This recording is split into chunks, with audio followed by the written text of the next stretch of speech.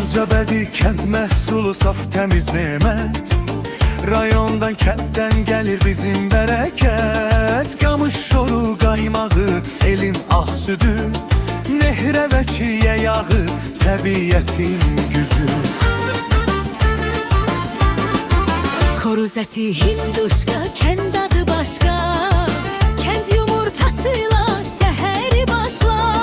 Motal qoyun pendiri ləzzətlə dolu. Camış qatığı içsən ol canı dolu. İnək südü, qoyun əti süfrəndə dolu.